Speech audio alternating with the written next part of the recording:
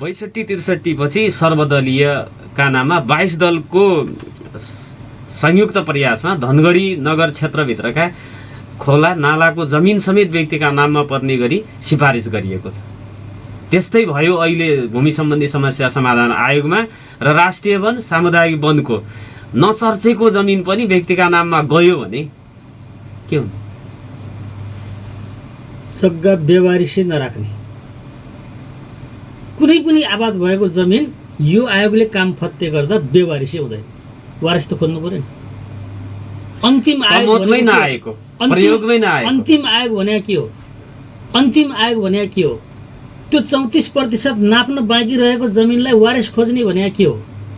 नगर विकासले दिने हो भने नगर विकासले देला, आयोगले दिने हो भने आयोगले देला। होइन, त्यहाँनिर कमोतमा आएको 10 वर्ष अगाडि कमाइराखेकोमा त समस्या होइन। जसले भूमि सम्बन्धी समस्या समाधान आयोग गठन हुँदैछ भन्ने थाहा पायो बाँठो मान्छेले, अनि उसले गएर तारबाड हाल्यो, खनजोत गर्यो, अनि त्यसको फर्म भर्यो। त्यो पाउँदैन, त्यो पाउँदैन के? त्यसलाई नियमन कसले गर्छ भन्ने हो? हामीले गर्छौँ। त्यसको लागि त गुनासो आउनु पर्ला, तपाईँहरूलाई आउनु पर्यो। भनेपछि सम्बन्धित ओडाको सर्वसाधारणले पनि यो कुरालाई हेर्नु पर्यो कि हाम्रो ओडाबाट कहाँ कहाँ जमिन दिइँदैछ। अहिले दिँदै छैन के? अहिले फारम त भरियो, एउटा प्रक्रिया त पुरा भयो। भर्दैमा दिँदैन के? फारम त एउटा जमिनमा 2-3जनाले दाबी गरेर झगडिया भएर पनि आछ के? झगडिया भएर पनि आछ। त्यो पनि त निराकरण गर्ने हो नि। 90% मलाई चाहिँ टोटल 1,90,000 हामी सहज रूपमा नागरिकका गुनासा, जिज्ञासा, प्रश्न अनि समस्याको उचित र सशक्त उठान गर्ने दिनेश एफएमको खरो प्रस्तुति कार्यक्रम नागरिक सवाल। श्रोता, दिनेश एफएम 93.8 मेगाहर्ज दिनेश खबरको फेसबुक पेज लम्कीमा रहेको लम्की एफएमबाट यहाँहरूले नागरिक सवाल हरेक दिन शनिबार बाहेक हप्ताको 6 दिन यहाँहरूले सुन्दै आइराख्नु भएको छ। विविध विषयवस्तुमा, विविध प्रसङ्गमा मैले संवाद गर्ने गरेको छु नागरिक सवालमा। र आज कुराकानी गर्नको लागि भूमि सम्बन्धी समस्या समाधान आयोग कैलाली जिल्ला अध्यक्ष दीपक प्रसाद देवकोटालाई मैले स्टुडियोमा निम्त्याएको छु। उहाँसँग भूमि सम्बन्धी समस्या समाधान आयोगले जग्गा दिने प्रयोजनको लागि 10 वर्ष अगाडिदेखि कमाई गर्दै आइराखेको जग्गालाई सोही व्यक्तिका नाममा लालपुर्जा दिने किसिमले फारम आह्वान गरिसकेको छ र ती फारमहरू भरिएर ओडा कार्यालयबाट पालिका हुँदै सम्भवतः जिल्ला को कार्यालयमा पनि आइपुगेको भन्ने कुराहरू सुनिएका छन्। सो विषयमा प्रक्रिया कहाँसम्म पुग्यो र यसैबीच भूमि सम्बन्धी समस्या समाधान आयोगले जग्गा दर्ता गरिदिँदाखेरि सामुदायिक वन, राष्ट्रिय वनको जग्गा समेत फारममा भरेर ओडा कार्यालयबाट जनप्रतिनिधिहरूले सिफारिस गरेका छन् भन्ने केही गुनासाहरू पनि आएका छन्। सो विषयमा पनि त्यस्तो अवस्थामा भूमि सम्बन्धी समस्या समाधान आयोगको निर्णय चाहिँ के हुन्छ भनेर मैले उहाँसँग प्रश्न गर्नेछु। स्वागत छ यहाँलाई नागरिक। धन्यवाद नारायण अवस्थीजी, दिनेश एफएम र समस्त श्रोतागणलाई मेरो हार्दिक नमस्कार। जुन प्रसङ्ग यहाँले उठाउनु भएको छ यो अलि वान साइडेड भएर उठ्यो कि जस्तो मैले अनुभूत गरेको छु। म सबभन्दा पहिला भू उपयोगको वर्गीकरण, यो भूमि आयोगले वर्गीकरणको आधारमा अगाडि बढ्छ भन्ने कुरा म आम श्रोता माझमा यो प्रस्तुत गर्ने अनुमति चाहन्छु। हामी जमिनलाई कुनै पनि एउटा ओडाभित्र सम्भव छ भने 10वटा वर्गीकरणमा हामीले पहिला जग्गालाई वर्गीकरण गर्छौँ। त्यो वर्गीकरण कृषि क्षेत्र, आवासीय क्षेत्र, व्यावसायिक क्षेत्र, औद्योगिक क्षेत्र, खानी तथा खनिज क्षेत्र कुनै वडामा होला, हाम्रो यहाँ नहोला। वन क्षेत्र, नदी, खोला, ताल, सिमसार क्षेत्र, सार्वजनिक उपयोगको क्षेत्र, सांस्कृतिक तथा पुरातात्विक महत्त्वको क्षेत्र र नेपाल सरकारबाट आवश्यकता अनुसार तोकिएको अन्य क्षेत्र गरी नेपाल सरकारबाट भन्नाले चाहे त्यो स्थानीय तहको निम्ति आवश्यक जमिन होस् चाहे त्यो प्रदेशका लागि आवश्यक जमिन होस् या सङ्घीय सरकारका लागि चाहिएको जमिन होस्, यो 10वटा चिजमा वर्गीकरण गर्ने त्यही वडाका जनप्रतिनिधिहरू, त्यो वडाका राष्ट्रिय मान्यता प्राप्त राजनीतिक दलका प्रतिनिधिहरू र नागरिक समाजबाट यस विषयमा दखल राख्ने एकजना प्रतिनिधि रहेको समिति बन्छ वडामा र त्यो वडाले आफ्नो जग्गाको वर्गीकरणको प्रस्ताव गर्छ। त्यो प्रस्ताव कति बेला गर्छ भने जब अब नाप्छौँ, अहिले नेपालको कुल भूभागको 40% वन भन्ने हो, त्यसपछि वनभन्दा बाहिरको जमिन चाहिनेलाई जम्मा 24% मात्रै जमिनको नापी भएको र व्यक्तिको हातमा लाल पूर्जा छ, 36% जमिन व्यवहारिसे छ। यो खालि वन बाँड्न लाग्यो भन्ने कुरा अलि नमिल्या हो कि त्यो 36% जमिन पनि नापेर अहिले त्यो भित्र पनि व्यवस्थित गर्ने हो होला। अहिले कैलाली जिल्लामा 1 लाख माथि 1 लाखभन्दा माथि आवेदनहरू सङ्कलन भएका छन्। अब ती आवेदन सङ्कलन गर्ने समयावधि हाम्रो सकिएको छ। यद्यपि कोही छुटेका होलान्। किन छुटेका छन् भन्दाखेरि जुन पालिकाले आयोगसँग हामी अब सबै चिजमा तयार भयौँ, हामी कर्मचारी भर्ना गर्न तयार भयौँ, हामी इकाइको कार्यालय खडा गर्न तयार भयौँ, कर्मचारी व्यवस्थापन गऱ्यौँ, अब यसमा चाहिँ यो जिम्मेवारी यो आयोगले हामीलाई स्थानीय तहलाई सुम्पिएको जुन कार्यादेश गठन आदेशले जे अधिकार हामीलाई दिएको छ त्यो चाहिँ हामी स्वीकार गर्न तयार भयौँ भन्ने पालिकाले सम्झौता गर्छ केन्द्रीय आयोगसँग। सम्झौता गरेर उनीहरू काम अगाडि बढाउँछन्। त्यो के भयो त भन्दाखेरि सबैको एकैचोटि सम्झौता हुन सकेन। जसले सम्झौता गर्यो, जसले आफ्नो चाहिँ नि काम तयारीको काम सम्पन्न गर्यो, त्यसका लागि सूचना प्रकाशित भयो। त्यसो हुँदा यही धनगढी यही कैलाली जिल्लामा पनि टिकापुरमा एउटा मितिमा सूचना प्रकाशित भयो भने धनगढीमा त्योभन्दा अगाडि भयो, गौरीगङ्गामा त्योभन्दा अगाडि भयो। त्यसो हुँदा एउटा पालिकामा बसेको मान्छेले आफ्नो पालिकामा यो काम सुरुवात भएपछि थाहा पाउने भयो। तर हुनसक्छ बाजुरामा बसेको मान्छेको कैलालीमा जमिन थियो होला, बाजुरामा त अहिले पनि सूचना प्रकाशित भएको छैन। साउन 1 गते मात्रै सूचना प्रकाशितको लागि माग भएको छ केही पालिकामा। त्यहाँका मान्छे त निधाएका छन्। तिनका चाहिँ कहीँ यहाँ जमिन उनले आबाद कमुद गरेर राखेको जमिन थियो भने छुटेको होला। त्यसो भएर अहिले ऐनमा 35 दिने सूचना जारी गर्ने र त्यो सूचना राष्ट्रिय पत्रिकामा मात्रै, अझ अहिले त हामीले गोरखापत्रमा मात्रै प्रकाशित गर्ने त्यो व्यवस्था चाहिँ गरेको छ आयोगले। त्यसो हुँदा थाहा नपाएको हुनसक्छ। र यसको लागि अर्को यसित सँगै जोडिएको के पनि छ भने हामीले गर्ने 3टा काम हो। 3टा काम हामीले गर्ने हो। अब यो काम एउटा अव्यवस्थित बसोबासी भन्नाले यो 36% नापी हुन भएको जमिनमा पनि बसेको हुनसक्छ। त्यो 40% वन भनेको वनभित्र 10 वर्ष अगाडिदेखि आबाद गरेर बसेको पनि हुनसक्छ। अब यो हामीले यो काम फत्ते गर्दा सायद वनसँग 40% नरहला, यो सत्य कुरा हो। घट्छ, आबाद भएको जमिन घट्छ। तर कसैले दरखास्त दिँदैमा अनि कसैले चाहिँ सिफारिस गर्दैमा ऐनलाई मिचेर ऐनभन्दा बाहिर गएर जिल्ला आयोग किन बनेको? यो काम सङ्घीय सरकार, प्रदेश सरकार र स्थानीय सरकार, 3वटा सरकारको संयुक्त प्रयासमा यो काम फत्ते हुने हो। र यो काम स्थानीय तहको 80% चाहिँ उसको काम हुन्छ।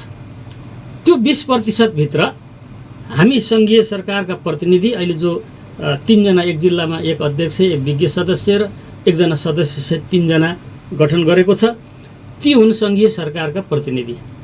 र त्यो आयोगको मातहतमा रहेर हामी यो कार्यान्वयन अगाडि बढाउने, सहजीकरण गर्ने र उहाँहरूले नियम सम्मत काम गर्नु भएको छ कि छैन भनेर त्यसलाई हामीले जाँच्ने। र यो इन्ट्री अलिकति हाम्रो वेबसाइटमा समस्या आएर केही ढिला भएको छ, तर पनि अब अहिले समस्या छैन, सुरुवात भइसक्यो। एउटा फारम कम्प्युटरमा इन्ट्री गर्न, त्यसका सारा चाहिँ फारममा जे भरिएका छन् त्यो सारा कम्प्युटरमा अपलोड गर्नुपर्ने र 10 बजेर 5 बजेसम्म एउटा मान्छे चाहिँ नि कन्टिन्यू त्यसमा बस्यो भने 20 वटा मात्रै इन्ट्री गर्न सक्छ। 20 वटा इन्ट्री। तपाईँलाई म भनौँ 2072 सालमा यो आयोग हुनुभन्दा अगाडि 2072 सालमा बनेको आयोग अदालतमा रिट पर्यो, त्यो खारेज भयो। 60,000 निवेदन छन् यहाँ, 60,000। ती निवेदनको कुनै औचित्य भएन, किनभने फेरि पनि यो पनि मान्छेलाई त्यो हिजोका विगतका सुकुम्बासी आयोगहरूको अवस्था हेर्दाखेरि झस्किनु, अब यो माथि सरकारको गडबडले गर्दा यो पनि फेरि कोल्याप्स हुने हो कि हाम्रा निवेदन काम नलाग्ने हो कि भन्ने आशंका हुनु स्वाभाविक हो। तर यो आयोग अलि फरक छ। यो आयोग नेपालको इतिहासमा 70 वर्षदेखि अन्नोलमा रहेको भूमि सम्बन्धी काम सम्पादन गर्न यो अन्तिम आयोगको रूपमा गठन गरिएको आयोग हो। अन्तिम आयोग भनिएको छ। यसपछि आयोग गठन गरिँदैन। यो आयोग गठन गर्न ऐनको व्यवस्थापन गर्न 2 वर्ष लागेको छ र यसको नियम निर्माण गर्न चाहिँ 9 महिना लागेको छ। यो बनाउनको लागि एक चिम्टी माटो नहुनेलाई माटो दिने कुरा चान्चुने होइन। लोकतन्त्रलाई स्थापित गर्न, जनप्रतिनिधिलाई विस्थापित हुन दिन हुँदैन भन्ने हेतुले यो कार्य सङ्घीय, प्रदेश र स्थानीय तहको संयुक्त प्रयास र संलग्नतामा सम्पादन गरिने गरी ऐनको तर्जुमा गरिएको छ। हामी नेपालीहरू एक चिम्टी जमिन छाड्नु पर्दा लडेर सबै सम्पत्ति सक्न चाहन्छौँ, तर जमिन छाड्न सक्दैन। यही कुरालाई हामीले विदेशमा गएर हेऱ्यौँ भने त्यहाँका नागरिकहरूलाई जमिनप्रतिको मोह पनि छैन, उनको निजी घरको पनि आवश्यक छैन। तर ती देशमा गएका हाम्रा नेपालीहरू त्यहाँ गएर पनि घरै किन्छन् र घरै बनाउँछन्।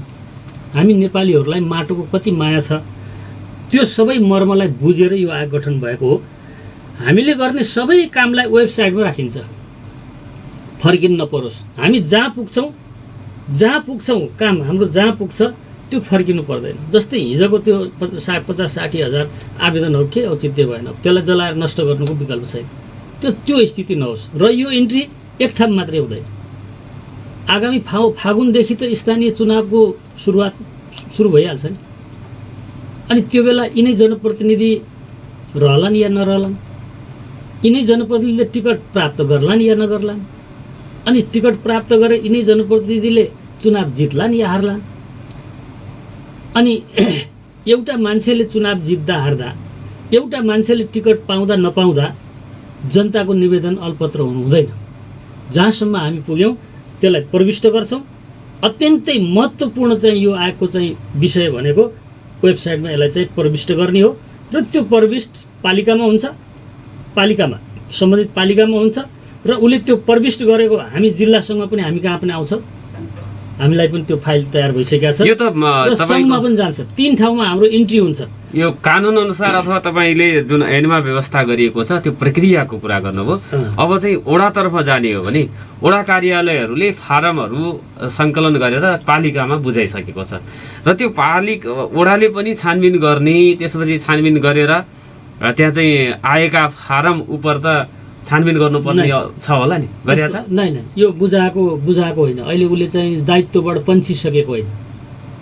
उहाँहरूले चाहिँ प्रत्येक ओडामा अहिलेको लेटेस्ट मोडलको कम्प्युटरहरू चाहिन्छ यो प्रविष्ट गर्नको लागि।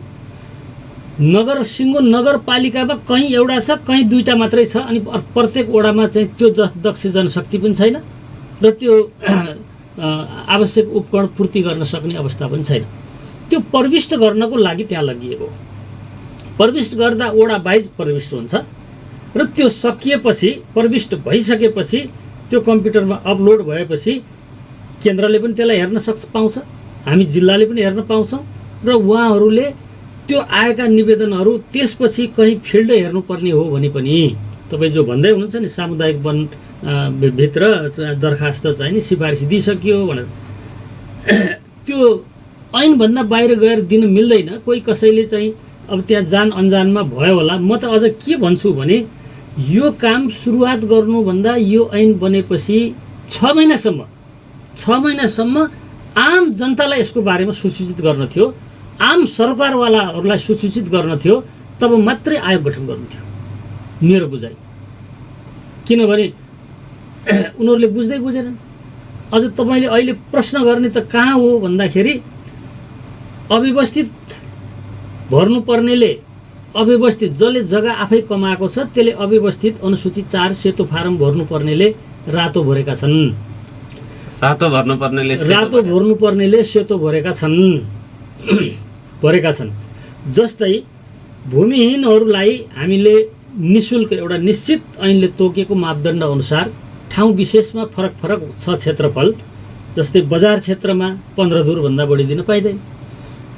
बजार उन्मुख क्षेत्रमा त्यो पालिकाले कति दिने देख्छ त्यो ननाग्ने गरी त्योभन्दा बढी दिन पाइँदैन। अनि कृषि प्रयोजनको लागि भनेर छुट्याइएको ठाउँमा त्यहाँ चाहिँ नि वर्ग मिटरमा छ समथिङ 6 कट्ठामा बुझ्दा हुन्छ, त्योभन्दा बढी दिन पाइँदैन। यो हामीले निशुल्क दिने हो। र सेतो फारम भर्ने जग्गा आबाद गरेको छ त्यो बाहेक अरू छैन भने पनि सेतो फारम भर्नेले निशुल्क पाउँदैन, उसले मूल्य तिर्नुपर्छ। रातो फारम भर्नेले निशुल्क प्राप्त गर्छ, मूल्य तिर्नु पर्दैन। अब जसको जग्गा छ उसले रातो फारम भरेको छ भने के हुन्छ? जसको जग्गा छ उसले रातो फारम भरेको छ र अन्त कहीँ त्यसको परिवारमा चाहिँ नि नम्बरी जग्गा कहीँ पनि छैन भने उसले त्यही निश्चित भूमिहीनले पाउने निश्चितसम्मको पाउँछ। त्योभन्दा बढी आबाद गरेको छ भने अर्को भूमिहीनले पाउँछ। अन्त पनि नाममा जग्गा छ, रातो फारम भरेको छ, अन्त जग्गा कहीँ पनि छैन, उसको 2 पुस्तासम्म पनि नभएको तर सेतो भरेको छ भने? सेतो भरेको पनि छन्, अलिक बढी हुनेले सेतो भरेको छ। कतै नहुनेले सेतो भर्यो अन्जानवश भने के हुन्छ? कतै नहुनेले सेतो भर्यो भने उसको कहीँ पनि जग्गा छैन भने निश्चित मापदण्ड अनुसारको निशुल्क पाउँछ। त्योभन्दा बढी जग्गा आबाद गरेको छ भने बढीको पैसा तिर्न सक्छ भने पैसा पाउँछ। अब यहाँ के भयो भने लाल पूर्जा हुनेले महल हुनेले आबाद गरेको ऐलानी प्रतिको मूल्य तिरेर पाउँछ भने उसलाई किन वञ्चित? जिल्ला आयोग जस्तो कि जिल्ला आयोगमा तपाईँको 1 लाख निवेदनहरू एकैचोटि आउँछ होला, तपाईँहरूले त्यो छुट्याउन त्यसको होइन फेरि बुझ्नु भयो नि तपाईँले। यस्तो नगरिदिनुहोस् प्लिज। हामी कहाँ निवेदन आउँदैन क्या, जिल्लामा आउँदैन। हामी कहाँ आउने त त्यो कम्प्युटरमा विवरण आउँछ। त्यो विवरण आउँछ। त्यो विवरणलाई तपाईँहरूले पहिचान कसरी गर्ने? त्यो विवरणलाई अब पालिकामा बोर्ड हुन्छ, त्यहाँ सर्वदलीय बैठक हुन्छ, त्यसले निर्णय गर्छ। त्यसपछि चाहिँ नि कानुन सम्मत भएर आएकोलाई चाहिँ हामीले केलाउँछौँ र हामीले त्यसलाई पूर्जा बनाउन थाल्छौँ। यदि चाहिँ हामीलाई शङ्का लाग्यो, कहीँ उजुरी पर्यो, होइन, अब तपाईँहरूले रखबारी गर्नुहोस् न हामीलाई, अरू कसैले नगरे पनि हामी त्यहाँ फिल्डमा पुगेर हेर्छौँ। कानुनभन्दा बाहिर गएर त हामी त यो सर्वदलीयको कुरा गर्दाखेरि धनगढी नगर विकासको प्रसङ्ग म यहाँनिर चाहिँ उठाउन चाहन्छु। 62-63 पछि सर्वदलीयका नाममा 22 दलको संयुक्त प्रयासमा धनगढी नगर क्षेत्रभित्रका खोला नालाको जमिन समेत व्यक्तिका नाममा पर्ने गरी सिफारिस गरिएको छ। त्यस्तै भयो अहिले भूमि सम्बन्धी समस्या समाधान आयोगमा र राष्ट्रिय वन सामुदायिक वनको नचर्चेको जमिन पनि व्यक्तिका नाममा गयो भने के हुन्छ? जग्गा बेवारिसी नराख्ने, कुनै पनि आबाद भएको जमिन यो आयोगले काम फत्ते गर्दा बेवारिसी हुँदैन, वारिस त खोज्नु पर्यो नि। अन्तिम आयोग भने के हो? अन्तिम आयोग भने के हो? त्यो 34% नाप्न बाँकी रहेको जमिनलाई वारिस खोज्ने भने के हो? नगर विकासले दिने हो भने नगर विकासले देला, आयोगले दिने हो भने आयोगले देला। होइन, त्यहाँनिर कमोतमा आएको 10 वर्ष अगाडि कमाइराखेकोमा त समस्या भएन। जसले भूमि सम्बन्धी समस्या समाधान आयोग गठन हुँदैछ भन्ने थाहा पायो बाँठो मान्छेले, अनि उसले गएर तारबाड हाल्यो, खनजोत गर्यो, अनि त्यसको फर्म भर्यो। त्यो पाउँदैन, त्यो पाउँदैन के? त्यसलाई नियमन कसले गर्छ भन्ने हो? हामीले गर्छौँ। त्यसको लागि त गुनासो आउनु पर्ला, तपाईँहरूलाई आउनु पर्यो। भनेपछि सम्बन्धित ओडाको सर्वसाधारणले पनि यो कुरालाई हेर्नु पर्यो कि हाम्रो ओडाबाट कहाँ कहाँ जमिन दिइँदैछ। अहिले दिँदै छैन के? अहिले फारम त भरियो, भर्दैमा दिँदैन के? फारम त एउटा जमिनमा 2-3जनाले दाबी गरेर झगडिया भएर पनि आछ के? त्यो पनि त निराकरण गर्ने हो नि। 90% मलाई चाहिँ टोटल 1 लाखमा 90,000 हामी सहज रूपमा फर्सौट गर्न सक्छौँ। हामी 90मा 2-3टा चाहिँ अप्ठ्यारा घुसाएर 90% कामलाई अवरोध गर्दैन। जो अप्ठ्यारा छन्, जहाँ उजुर परेका छन्, जहाँ समस्या देखिएको छ, त्यसलाई चाहिँ नि घुसाएर त्यो एउटा इस्यु बनाएर सहज रूपमा चाहिँ फत्ते हुने कामलाई चाहिँ हामी रोक्दैनौँ। त्यो हामी पहिलो चरणमा त्यसलाई अगाडि बढाउँदै जान्छौँ र अप्ठ्यारा कामहरूको साँगुरिन्छ। साँगुरिएपछि हामी एक एक अध्ययन गरेर त्यहाँ चाहिँ समिति गठन गरेर सरजिमेन गरेर जेबाट चाहिँ सत्य पत्ता लाग्छ, सत्यको आधारमा हामी अगाडि बढ्छौँ। 10 वर्ष अगाडिदेखि प्रयोगमा थियो त्यो चाहिँ व्यक्तिको स्वामित्वमा, अब त्यो प्रयोगमा थियो भनेर वन क्षेत्रको जग्गालाई कसरी तपाईँहरूले त्यो थियो भनेर प्रमाणीकरण गर्नुहुन्छ? केही आधार त हुन्छन् होला नि? मैले भने त यो त वर्षेनी चाहिँ माथि आकाशबाट वन खिचिरहेछ के, विभागसँग चाहिँ भिडियो छ क्या, त्यहाँ प्रत्येक जुनसुकै ठाउँको पाउनुहुन्छ। हामी त्यो झिकाएर हेर्छौँ 10 वर्ष अगाडि। 10 वर्ष पुग्या छैन, खाली भएको देखिँदैन भने त्यहाँबाट त्यहाँ बसेका मान्छेहरूलाई त हामी हटाउँछौँ नि त, अन्तर्व्यवस्थापन। भनेपछि धनगढी उपमहानगरपालिकामा नाम नक्सा गर्नु पूर्व यहाँहरूले वन विभागले, वन मन्त्रालयले खिचेको भिडियोलाई एकचोटि हेर्नुहुन्छ? हेर्छौँ। वनको कर्मचारी प्राविधिक सहित कर्मचारी बसेर हेर्छौँ। त्यसपछि सो ठाउँमा जग्गा नाप गर्न जानुहुन्छ कि नाप गर्नु? होइन, त्यो नापेर त लिन्छौँ। अहिले नाप्ने भनेको व्यक्तिको नाममा नाप्दै हिँडे होइन। अहिले हामीसँग आबाद भएको बेवारिसी जमिन, वारिसको पनि हामी नाप्दैनौँ। बेवारिसी जमिन जुन छ त्यसलाई चाहिँ हामी एकपटक नाप्छौँ। एकपटक नाप्दा हामीसँग बेवारिसी जमिन तथ्याङ्क रहन्छ। तथ्याङ्क त्यो ओडामा, प्रत्येक ओडामा त्यो ओडामा बेवारिसी जमिन कति रहेछ त्यो हेर्छौँ। त्यसमा त्यो बेवारिसी जमिन अहिले बुटा नभएको ठाउँ सबै हेर्छौँ। अहिले बुटा नभएको वन भएको क्षेत्रमा हामी प्रवेश गर्दैनौँ। जहाँ चाहिँ नि वन अहिले फारमै भरिएको छ तर जङ्गल क्षेत्र हो भन्ने लाग्यो भने त्यहाँ नापी हुँदैन। होइन, खाली देख्यौँ भने नाप्छौँ। खाली देख्यौँ भने नाप्छौँ। त्यो भोलि चाहिँ त्यो 10 वर्ष कमौत भएको रहेनछ भने त्यो वनमै सिफ्ट हुन्छ, अन्तिममा गएर वनमै जान्छ। यदि होइन रहेछ भने अनि हामी त्यहाँ चाहिँ त्यही त 10 वर्ष अगाडिदेखि यो प्रयोगमा थियो थिएन भन्ने कुरा एकदम त्यसमा कुनै शङ्का गर्नु पर्दैन, कुनै शङ्कै गर्नु पर्दैन। त्यसमा कसैले बोलेर कसैले चाहिँ त्यसमा गर्नु आवश्यक छैन। म एकदम क्लियर छु त्यसमा। नगर विकास समितिले दिए जस्तो गरी डिएफओ त यहाँ जिल्ला वनको प्रमुख त हाम्रो आएको पदेन सदस्य हो नि। अहिले बिरामी हुँदा पनि उहाँ आएर अस्ति मिटिङमा बस्नु भएको छ हामीसँग। नगर विकासले दिए जस्तो गरी वितरण हुँदैन। त्यो हुँदैन। अब जस्तो कि न हिजो सुकुम्बासी आयोगले दिए जस्तो गरी वितरण हुन्छ, न चाहिँ नि अरू कुनै यो अगाडिका आयोगहरूले दिए जस्तो गरी वितरण हुन्छ। जस्तो कुनै वडामा त्यहाँको स्थानीयहरूले वन क्षेत्र कसैले फारम भरेर सिफारिस गरियो भन्ने लाग्यो भने त्यो वडा कार्यालयबाट कसले विवरणहरू अथवा फारम भरेको छ भन्ने विवरण उहाँहरूसँग राख्या हुन्छ होला नि, रजिस्टरमा दिन पाउँछ? इन्ट्री हुँदैछ अहिले। इन्ट्री त कम्प्युटरमा हुँदैछ होला, त्यो रजिस्टरमा हुन्छ कि हुँदैन? रजिस्टरमा पनि हुन्छ, दर्ता हुन्छ। तर त्यो रजिस्टरबाट चाहिँ नामहरू मागेको दिएन त, उहाँहरूले दिएनन्। अब त्यो त नदिनु पर्ने त केही छैन, परेको दरखास्त त। भनेपछि कुनै अमुक ओडामा कतिजनाले भूमि सम्बन्धी समस्या समाधान आयोगमा जग्गा प्राप्तिका लागि फारम भरे, ती व्यक्तिहरूको विवरण ओडा कार्यालयले उपलब्ध गराउन सक्छ। हामीले मागिरहेको छौँ। हामीसँग छैन, हामीले पठाइसक्यौँ भन्ने जवाब आयो। हामीले चाहिँ नि अब जिल्लासँग के अरे पालिकासँग मागेका छौँ है।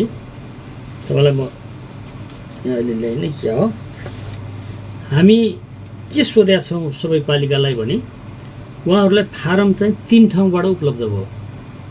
हामी जिल्लाको आयोग गठन नहुँदै जसले सम्झौता गर्नुभयो केन्द्रीय आयोगबाट लिएर आउनुभयो फारम।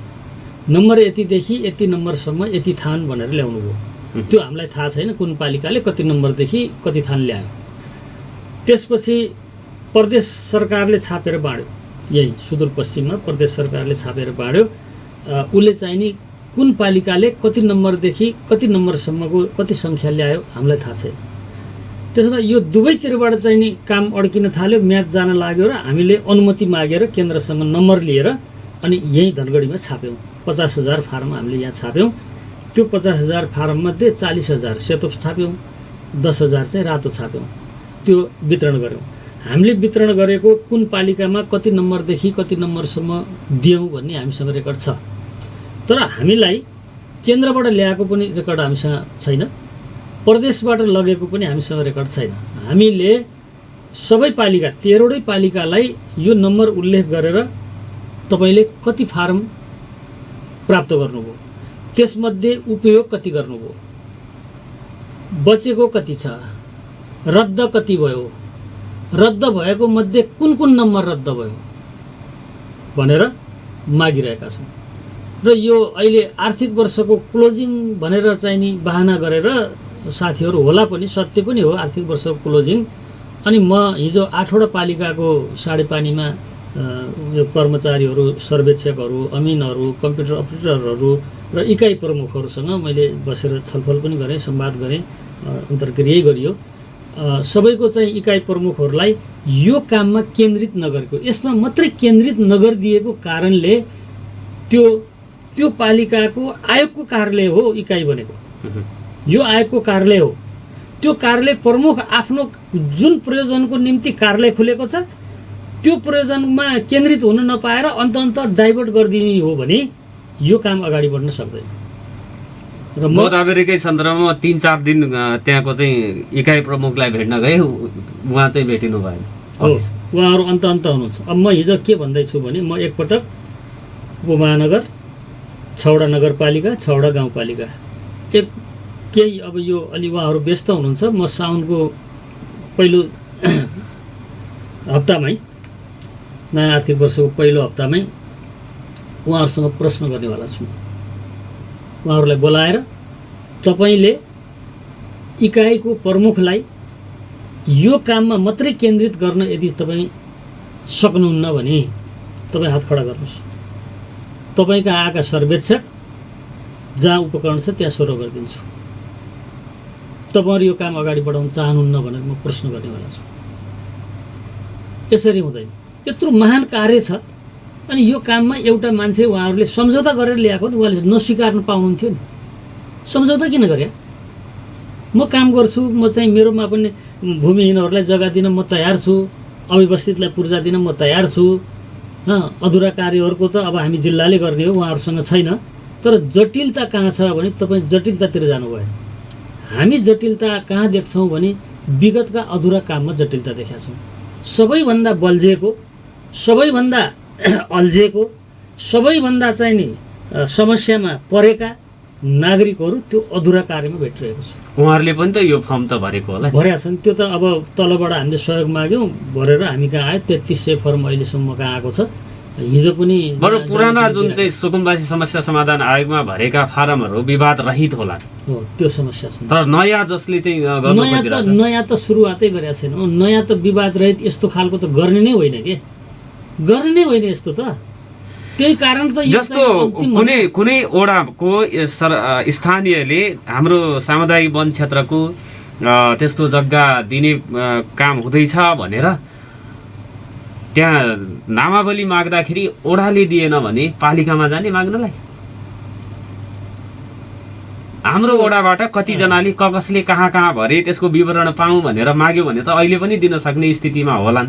दिएन, पालिकाले दिन सक्छ, विवरण किन नदिने? आएको विवरण होला। अब दलित रातो फारम भनेको भूमिहीन दलितले, उनले त जमिनै उल्लेख गरे हुँदैन, रातो फारम त जमिनै उल्लेख गर्दैन नि। अनि त्यो त्यहाँ भर्यो भनेर भन्ने कुरा के आयो? जम्मा अव्यवस्थित जङ्गलमा गएर फोटो खिचेर फर्म भरेको छ।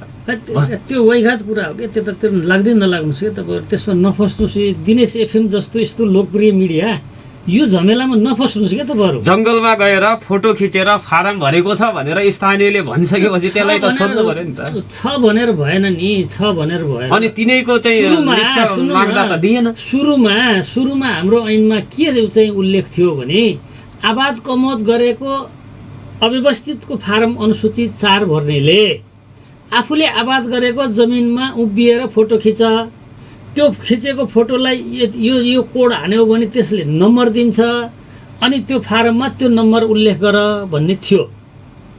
यही धनगढीमा पनि सुरुमा गर्दा 2-4वटा वडामा त्यो प्रक्रिया अपनाएको पाइयो। तर यो त 77 जिल्लामा हो, मुगुमा पनि हो, कालीकोटमा पनि हो, बाजुरामा पनि हो, हुम्लामा पनि हो, डोल्पामा पनि हो। अनि त्यहाँ त्यो सम्भव भएन। त्यस भएर यो अव्यवहारिक र यो एकरूपता हुन नसक्ने भनेर त्यसलाई हटाइसकेका छ। त्यो सुरुमा कसैले अब त्यहाँ खिच्यो होला फोटो त तपाईँ हामी गएर जङ्गलमा उभिएर खिचेर हालौँ न।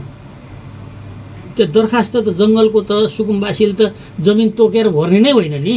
हजुर 5 मिनट फेरि चाहिँ उहाँसँग कुराकानी गर्नेछौँ र त्यसपछि भने तपाईँहरूका टेलिफोन कल लिनेछु 091-410-216 फोन गर्नुहोला भनेर अनुरोध गर्न चाहन्छु। यो भूमिहीनलाई भूमि दिने हेतुले प्रयोजनले र जुन प्रयोगमा आएको छ कर तिर्न सकिराखेको छैन, व्यक्तिसँग जमिन छ उसले त्यो जमिनलाई खेती लगाउनु बाहेक अन्य प्रयोजनमा प्रयोग गर्न सकिराखेको छैन, घरै पनि अलि राम्रो खाली बनाउनु पर्यो भने उसलाई डर छ कि कतिखेर हट्नुपर्छ भन्ने। यो हिसाबले त 10औं-20औं वर्षदेखि कमाइ गरिराखेको भूमिलाई अब आधिकारिकता दिने कुरामा प्रश्न कसैले गरेको छैन। तर जुन चाहिँ अब त्यही समुदायले आफ्नो बस्ती वरपरको जङ्गललाई संरक्षण गरेर राखेको छ, तारबाड पनि गरेको छ, तर अहिले भूमि सम्बन्धी समस्या समाधान आयोगमा फारम खुलिसकेपछि त्यहाँको स्थानीय राजनीतिक दलहरूसँगको जनप्रतिनिधिहरूको सँगको मिलेमतमा केही व्यक्ति सीमित व्यक्तिहरूले जङ्गल क्षेत्रलाई दाबी गर्दै फारम भरे भन्ने कुरा नै हो पेचिलो। अहिले समस्या ल्याउन सक्छ तपाईँहरूलाई भन्ने हो। त्यसको निराकरण गर्नको लागि हामी सेटेलाइटबाट खिचिएका नक्साहरू हेर्छौँ, त्यसपछि दिन्छौँ भनिराख्नु भएको छ। अब यो कतिको सम्भव होला भनाइमा र गराइमा भन्ने हो। निरूपण सत्यताको निरूपण ओडाबाटै हुनुपर्नेमा त्यहाँबाट भएन। म यसमा के क्लियर गर्न चाहन्छु भने माग्ने मान्छे पनि त्यही होला, वनको जग्गा उभिएर मेरो भनेर माग्ने मान्छे पनि त्यही होला। त्यो वन बचाउँदाखेरि मलाई चाहिँ नि पर्यावरण चाहिन्छ, यो चाहिँ मेरो स्वच्छता हो, यो आदि इत्यादि भनेर त्यसको रक्षा गर्ने पनि त्यही होला नि, त्यही होला नि। अनि त्यसको आवाजलाई सुन्दै नसुन्ने गरी र 10 वर्षदेखि आबाद कमोद भएको रहेनछ भने वन क्षेत्र भनेको हिजो जो 40% भूभागको देशभरि जहाँ पर्छ वन क्षेत्र भनेर रहेको ठाउँमा हामी कुनै पनि हालतमा हतकडी लाउन चाहदैनौँ। बरु यो पद त्याग गर्छौँ तर हतकडी लगाउँदैनौँ। निश्चित रूपमा बिचौलियाबाट अन्जानमा यो ऐनले के पनि भनेको छ भने यही तपाईँले भन्नुभयो नि, यो ऐन बनेपछि यो थाहा पाउने अनि यसपछि चाहिँ गर्छन् जुन भन्नुभयो नि, यसलाई त्यसैले 2076 साल माघको 28 गते यो ऐनले पूर्णता प्राप्त गरेको। त्यसमा दुईटा कुरा लेखिएको छ। 76 साल माघ 28 पछिको अंशबन्डालाई अंशबन्डा मानिने छैन।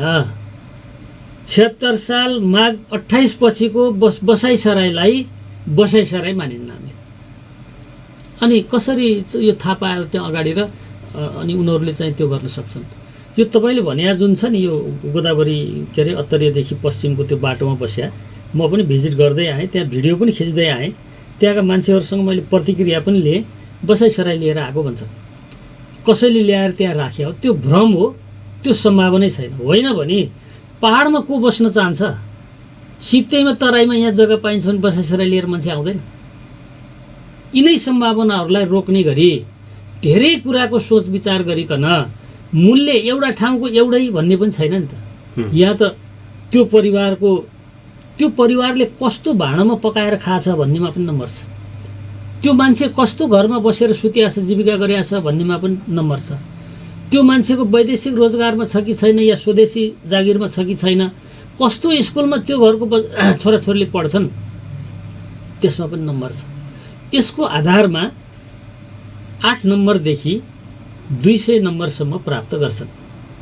अब तपाईँले आबाद कुमोद गरेको जमिन, त्यो जमिनको सरकारी मूल्य कति हो? बरु तपाईँहरू यहाँ प्रश्न गर्नुहोस्, हामीलाई सहयोग हुन्छ।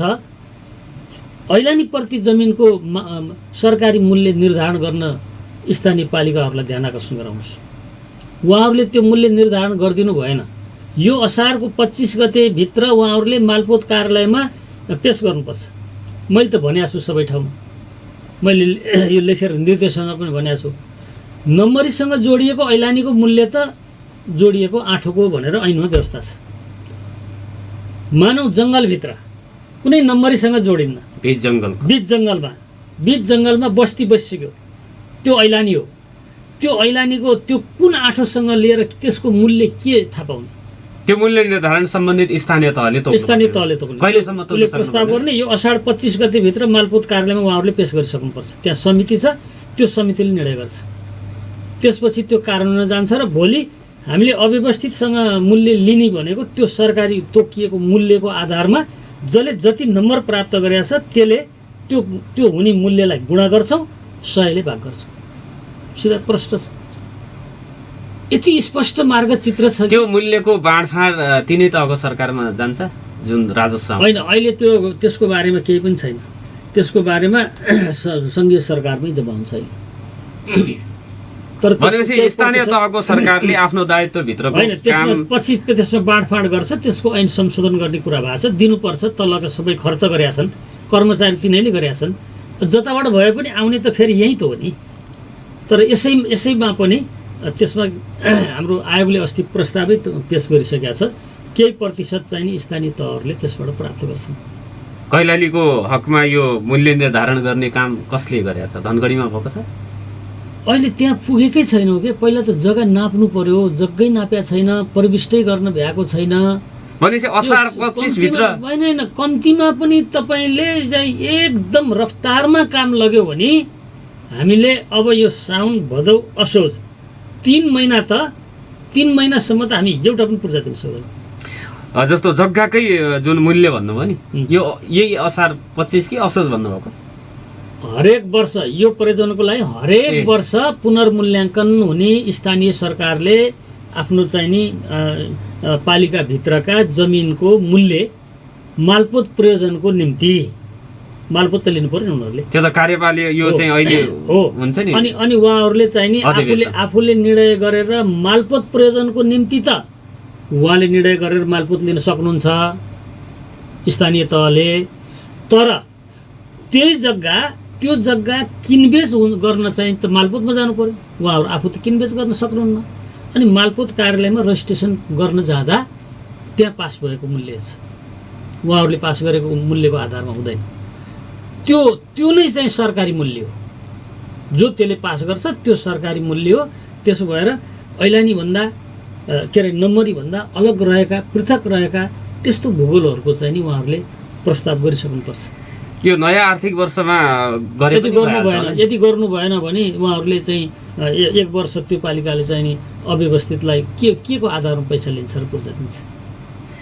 यो महिनाको 25 गतेभित्र यदि गर्न सकिएन भने आगामी आर्थिक वर्षमा मूल्य निर्धारण गर्न सक्दैन। अब बिचमा सक्छ। एउटा समिति छ, त्यो चाहिँ नि सायद सिडिओको अध्यक्षतामा छ कि 5-7 जनाको एउटा समिति छ, कोष तथा लेखा नियन्त्रण अनि मालपोत अनि यो छ। त्यो समिति छ, मलाई ठ्याक्कै यकिन को छ भन्ने 5-7 जनाको समिति छ। त्यो अलरेडी सधैँ हुन्छ।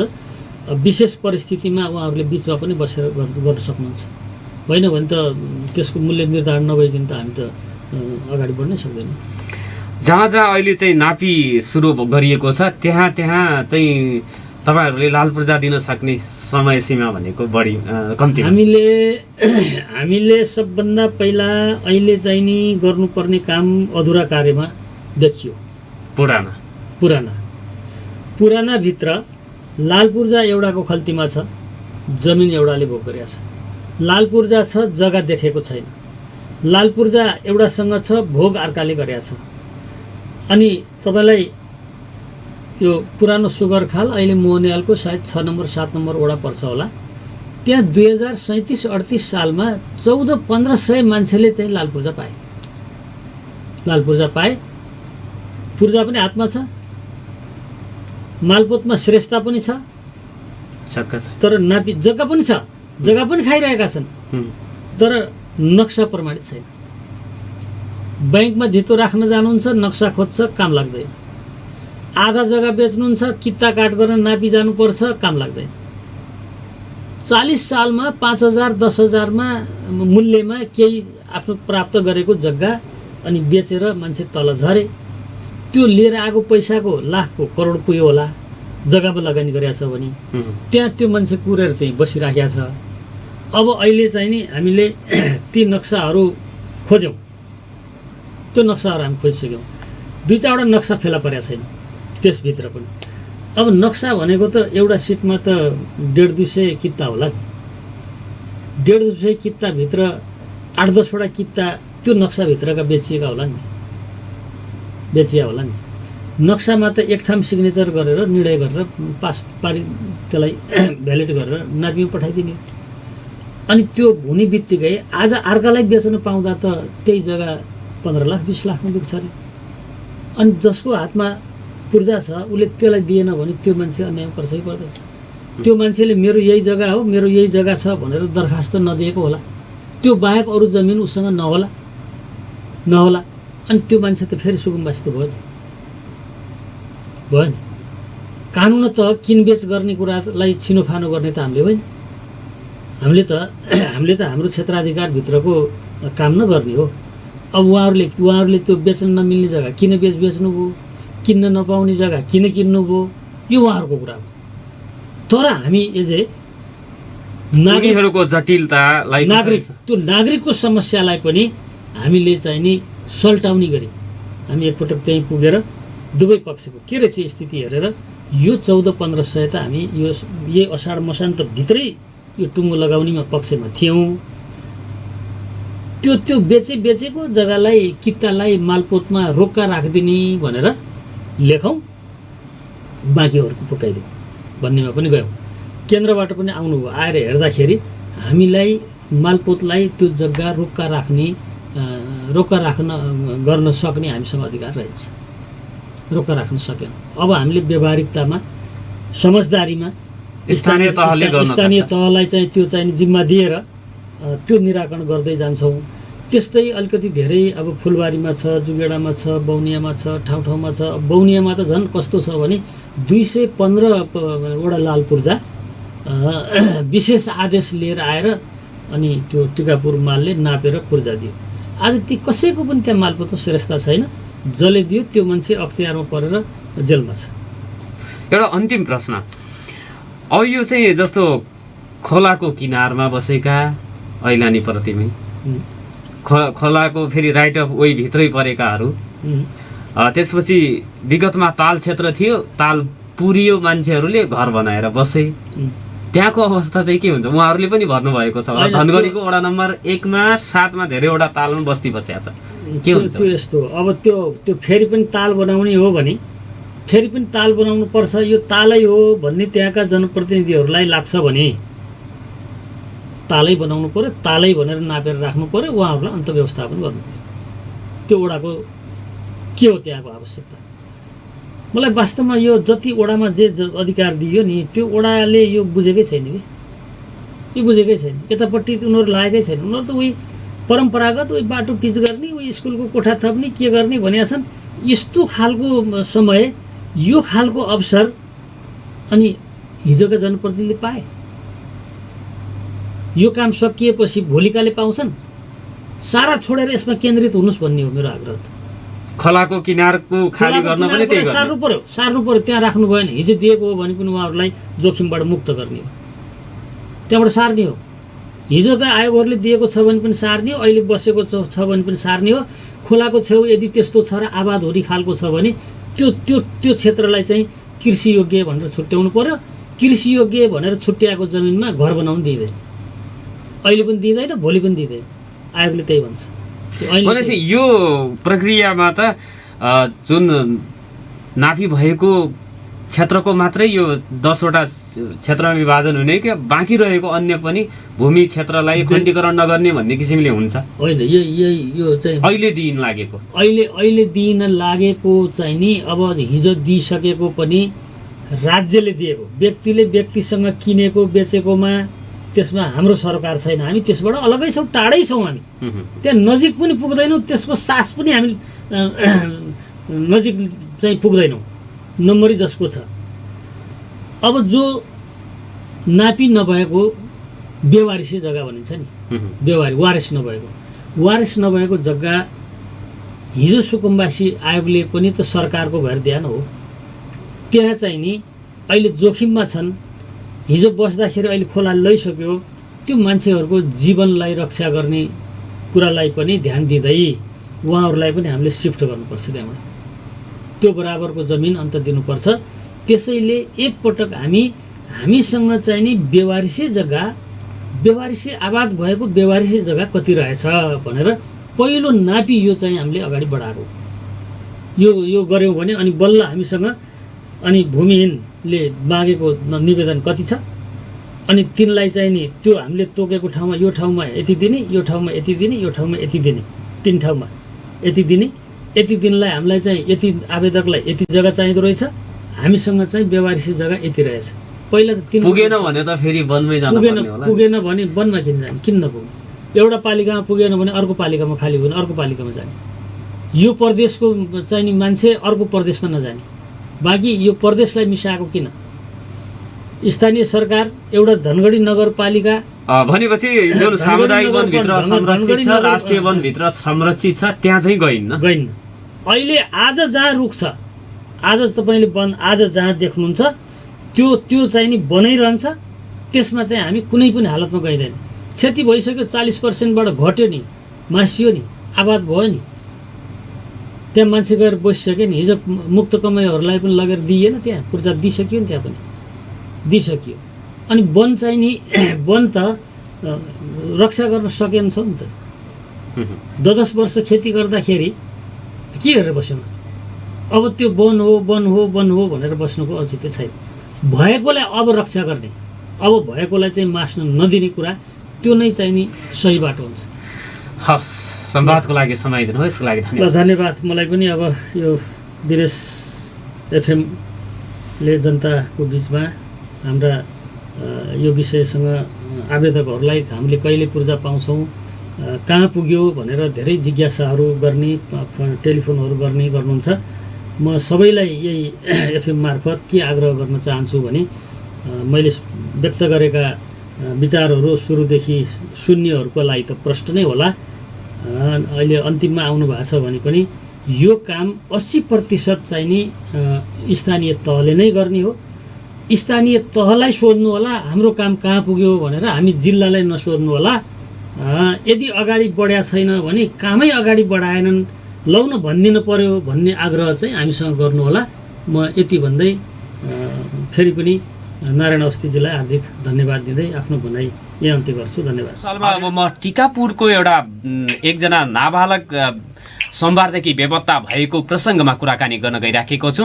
टिकापुर नगरपालिका 1 नम्बर वडा ब्लक नम्बर 8 का 3 वर्षीय एक नाबालक सोमबारदेखि बेपत्ता भएका छन् र सोमबार बिहान करिब 11 बजेदेखि घर नजिकै रहेको जामुन खान दिदीसँगै गएका दिलीप विष्टका 3 वर्षीय छोरा विवेक विष्ट बेपत्ता भएका छन् र उहाँ अहिलेसम्म फेला पर्नु भएको छैन भन्ने खबर आएको छ। 1 नम्बर वडा कार्यालयकै अध्यक्ष हामीसँग जोडिनु भएको छ गङ्गाराम आचार्य, टिकापुर नगरपालिका वडा नम्बर 1 का अध्यक्ष। गङ्गारामजी, नागरिक सवालमा स्वागत छ यहाँलाई। नमस्कार। धन्यवाद छ एवं समाजलाई। हजुर, यो अध्यक्षजी, हजुर, यो तपाईँकै वडाको ब्लक नम्बर 8 का 3 वर्षीय बालक चाहिँ सोमबारदेखि बेपत्ता भएका रहेछन्, विवेक विष्ट।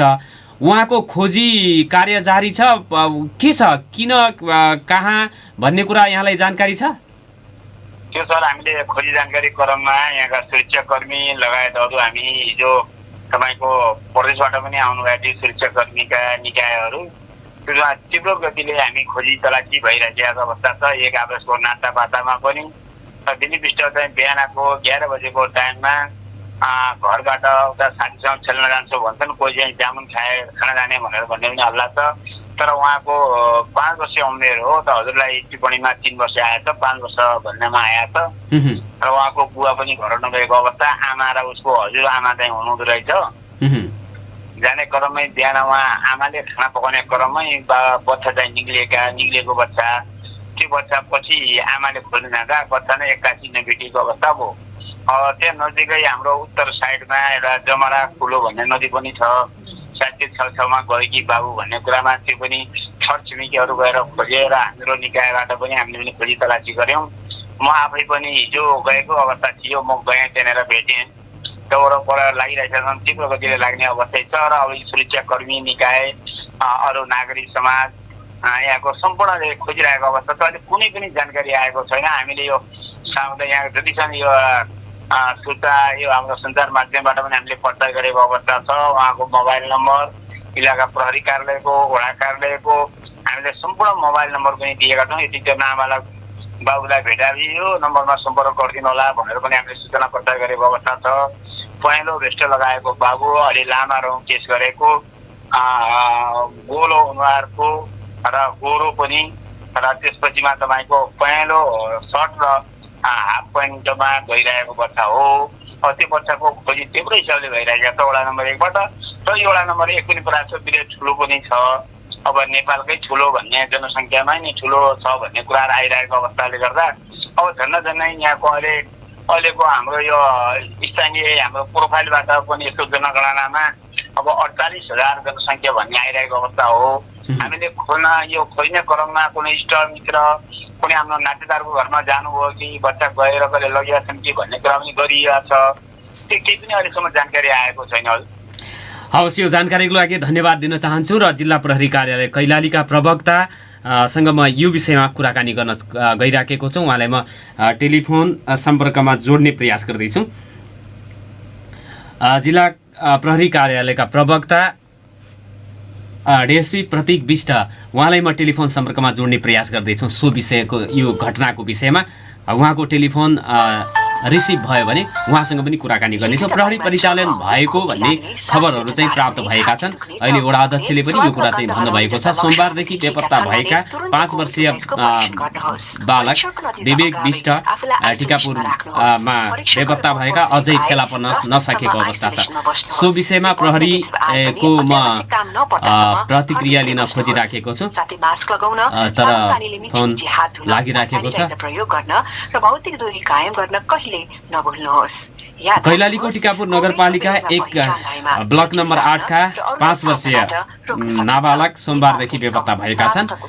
उनी सोमबार बिहान 11 बजेदेखि घर नजिकैको जमुना खाना दिदीसँगै गएको अवस्थामा बेपत्ता भएको भन्ने कुरा छ। प्रहरीसँग सम्पर्क हुन सकेन, उहाँको टेलिफोन रिसिभ भएन। उनका आफन्त बमबहादुर विष्टका अनुसार दिदीसँग जामुन खाएर फर्किएका भनेर चाहिँ भनिएको छ समाचारमा। तर वडा अध्यक्षले अब खेल्न गएको क्रममा साथीको घर जान्छु भन्ने हिसाबले गएको अवस्थामा उहाँ चाहिँ घर नफर्किएपछि आफन्तहरूले नजिकका आफन्तहरूका घरमा पनि खोज तलास गर्दासम्म पनि अहिलेसम्म ती बालक नभेटिएको चाहिँ बताउनु भएको छ। प्रहरीसँग भने यो विषयमा कुराकानी गर्न सकिएन। भोलि अर्को विषयवस्तु र प्रसङ्गमा कुराकानी गर्ने नै छौँ। आजको नागरिक सवालबाट भने प्रविधि संयोजनमा साथ दिनुहुने आरडीजी र छोटीजीलाई धन्यवाद दिँदै म पनि बिदा माग्छु। नमस्कार, शुभ दिन।